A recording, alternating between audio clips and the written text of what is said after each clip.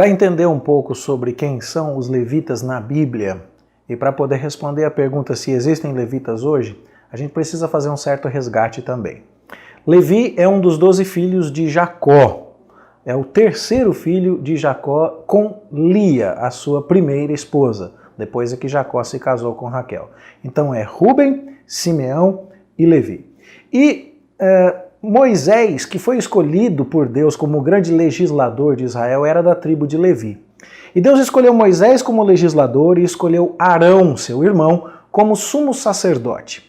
E assim nós temos lá no livro do Êxodo a escolha de Arão e de seus descendentes para atuarem como sacerdotes. As pessoas que representariam o povo diante de Deus nas ofertas e nos sacrifícios que seriam feitos no tabernáculo, na casa de Deus, no meio do seu povo de Israel.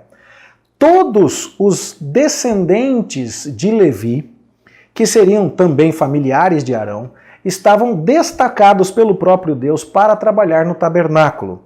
E Levi teve 3 filhos, Gerson, Coate e Merari. E cada uma dessas 3 famílias cuidava de um aspecto diferente do tabernáculo. Um desmontava e montava, o outro transportava e o outro fazia outras tarefas. E você pode ler sobre os deveres dos gersonitas, dos coatitas e dos meraritas no livro de Números.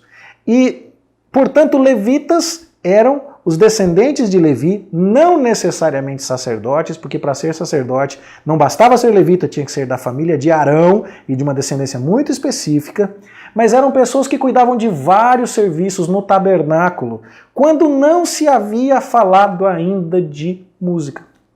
O livro de Levítico, que é o manual de instrução para que os levitas trabalhassem no tabernáculo, não tem uma referência à música.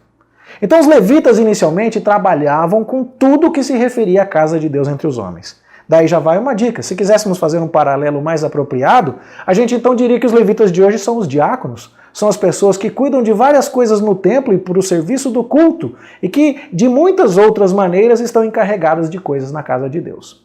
Os levitas só vão se associar especificamente à música quando, 400 anos mais tarde, Davi, que está preocupado com o templo, que quer construir o templo, que quer equipar a casa de Deus, compõe muitos salmos, faz muita música, ele que é poeta. E curioso, ele é poeta e músico, mas não é levita, Davi é da tribo de Judá. Ele então vai procurar destinar pessoas que já estavam associadas ao serviço do tabernáculo para a música. E aí então vai encarregar alguns da tribo de Levi, não todos e não por família específica, para cuidar da música. É interessante notar, portanto, que não foi uma instituição divina que levitas se envolvessem com música. Foi uma sugestão de Davi apropriada, porque afinal de contas os levitas estavam envolvidos nos assuntos do tabernáculo.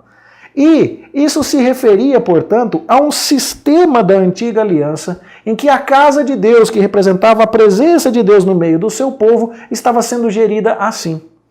Bom, Jesus Cristo é o tabernáculo de Deus entre os homens, como nos apresenta Apocalipse. O Verbo se fez carne e tabernaculou entre nós, como lemos no primeiro capítulo do Evangelho de João. E todas essas coisas agora foram cumpridas. Nós não adoramos num lugar específico, mas adoramos em espírito e em verdade. E por essa razão não existe uma tribo designada por Deus para cuidar desses assuntos. Nós temos os diáconos, que são os oficiais do Novo Testamento, pessoas ordenadas para um ministério de cuidar de tudo aquilo que possa ajudar os presbíteros a se dedicarem com exclusividade ao pastoreio ou ao ministério da palavra. Mas fora isso, não há nenhum ministério ordenado reconhecido para músicos no Novo Testamento, porque, na verdade, todas aquelas coisas referentes ao tabernáculo, aos sacrifícios e tudo mais já foram cumpridas em Jesus Cristo.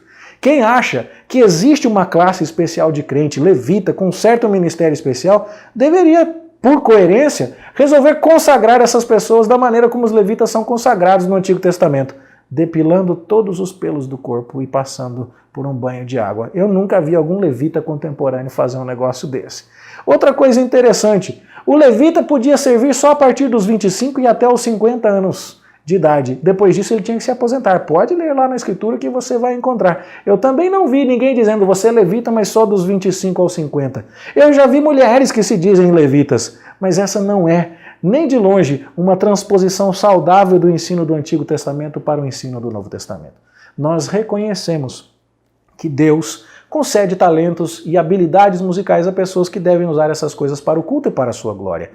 Cremos que essas pessoas devem estudar, que elas devem exercer o seu dom e fazer isso para liderar o cântico na igreja. Mas não podemos dizer que só essas pessoas, com um acesso privilegiado, como se fosse uma casta superior dentro da igreja, tenham uma qualidade espiritual diferenciada ou alguma autorização especial como acontecia nos tempos do Antigo Testamento. Nós defendemos a doutrina do sacerdócio universal dos crentes. O véu que separava já não separa mais, ele foi rasgado e nós temos livre acesso à pessoa de Deus, o Pai, pela mediação do nosso sumo sacerdote Jesus Cristo, que tem um sacerdócio superior à ordem levítica, como nós lemos na Epístola aos Hebreus. Nós todos, como diz 1 Pedro capítulo 2, somos raça eleita e sacerdócio real. Então não há nenhuma diferença de qualidade espiritual ou de autorização de acesso privilegiado a Deus por quem quer que seja, muito menos por alguém que faça música. A oração do pastor, a oração do músico, a oração do leigo, são todas orações igualmente